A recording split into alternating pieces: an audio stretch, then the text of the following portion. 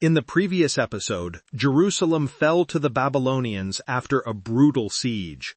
King Zedekiah was captured fleeing, forced to watch his sons killed, then blinded and taken to Babylon in chains.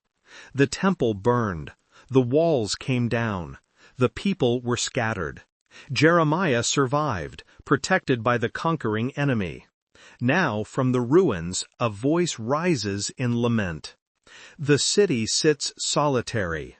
She who was full of people has become like a widow. She who was great among the nations, a princess among the provinces, has become a slave.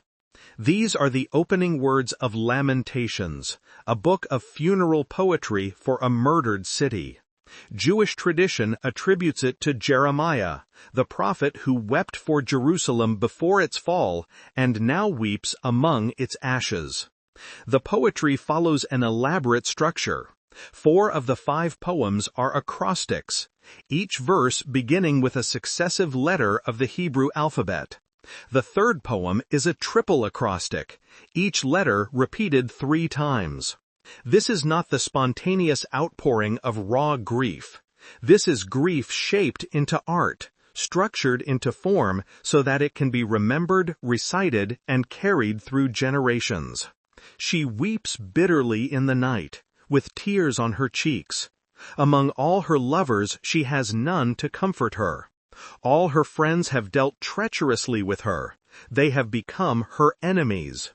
The city is personified as a woman, a widow, a captive. Her lovers, the nations she trusted for alliances, have abandoned her. Her friends have become enemies. Judah has gone into exile because of affliction and hard servitude. She dwells now among the nations, but finds no resting place. Her pursuers have all overtaken her in the midst of her distress. The roads to Zion mourn, for none come to the festival. The pilgrimage roads that once thronged with worshippers heading to the temple festivals are empty. The gates that once buzzed with commerce and justice sit desolate. Her priests groan, her virgins have been afflicted, and she herself suffers bitterly. Her foes have become the head. Her enemies prosper. The reversal is complete. The people who were promised dominion are now dominated. The city that was supposed to be a light to the nations is a byword among them. And why? The poem does not hide the reason.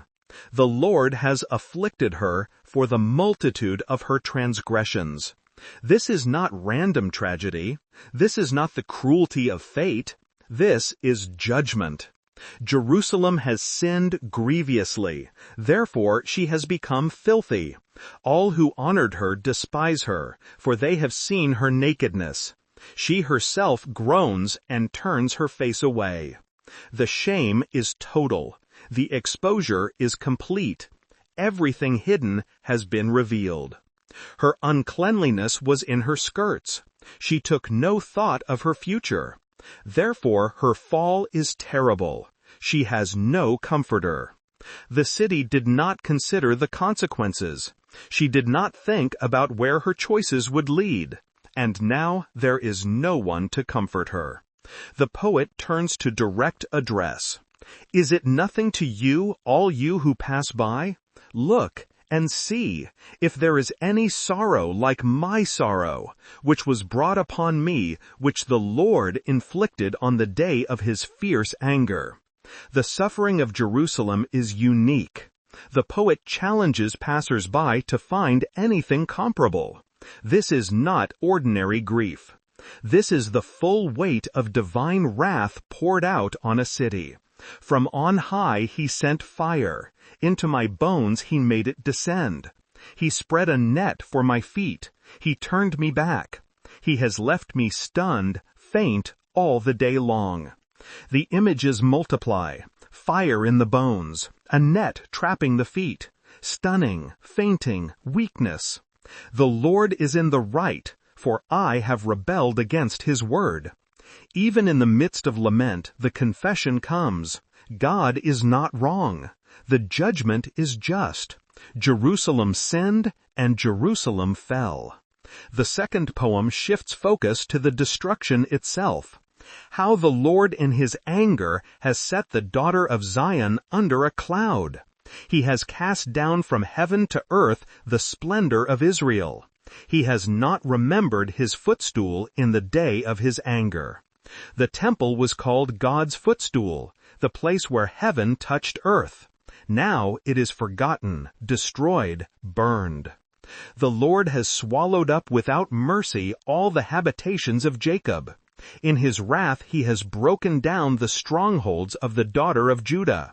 He has brought down to the ground in dishonor the kingdom and its rulers.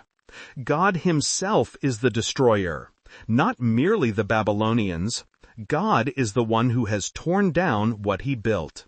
He has cut down in fierce anger all the might of Israel.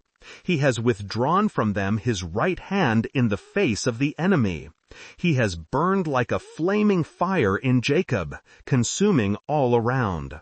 The divine warrior who once fought for Israel now fights against her. He has bent his bow like an enemy, with his right hand set like a foe. He has killed all who were delightful in our eyes in the tent of the daughter of Zion. He has poured out his fury like fire. The Lord has become like an enemy. This is the terrible confession at the heart of Lamentations. God has become the enemy. Not because God changed, but because the people forced him into this role through their persistent rebellion. The elders of the daughter of Zion sit on the ground in silence. They have thrown dust on their heads and put on sackcloth. The young women of Jerusalem have bowed their heads to the ground. My eyes are spent with weeping. My stomach churns. My bile is poured out to the ground because of the destruction of the daughter of my people, because infants and babies faint in the streets of the city. They cry to their mothers, "Where is bread and wine?" as they faint like a wounded man in the streets of the city, as their life is poured out on their mother's bosom. Children dying in their mother's arms, asking for food that does not exist.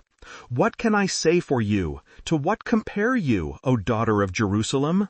What can I liken to you, that I may comfort you, O virgin daughter of Zion? For your ruin is vast as the sea. Who can heal you? The wound is too deep. The sea cannot be healed. The third poem becomes intensely personal. I am the man who has seen affliction under the rod of his wrath. He has driven and brought me into darkness without any light. Surely against me he turns his hand again and again the whole day long. The suffering is physical, the bones broken, the flesh wasted, the darkness of the grave. He has walled me about so that I cannot escape. He has made my chains heavy. Though I call and cry for help, he shuts out my prayer. Even prayer seems blocked. The heavens seem bronze. God does not answer. He has blocked my ways with blocks of stones. He has made my paths crooked. Every path leads nowhere. Every way is blocked. And then, in the depths of this darkness, something shifts. But this I call to mind, and therefore I have hope. After all the despair, after all the darkness, the poet calls something to mind. The steadfast love of the Lord never ceases. His mercies never come to an end. They are new every morning. Great is your faithfulness. In the middle of the funeral, these words burst forth like light in a tomb. God's love has not ended. His mercies are not exhausted. Every morning brings new mercy. His faithfulness remains great. The Lord is my portion, says my soul. Therefore I will hope in him. The inheritance is gone. The land is lost. The temple is ash. But God himself remains, and that is enough. The Lord is good to those who wait for him, to the soul who seeks him. It is good that one should wait quietly for the salvation of the Lord. For the Lord will not cast off forever. Though he cause grief, he will have compassion according to the abundance of his steadfast love. For he does not afflict from his heart, or grieve the children of men. Let us test and examine our ways, and return to the Lord. Let us lift up our hearts and hands to God in heaven. The call to return, the invitation to repentance. Even from the ruins, the way back is open. The final poems continue the lament, recounting the horrors of the siege, the shame of the aftermath, the reality of suffering. But the book ends with a prayer. Restore us to yourself, O Lord, that we may be restored. Renew our days as of old. The plea for restoration, the hope that the old days might return, the trust that God can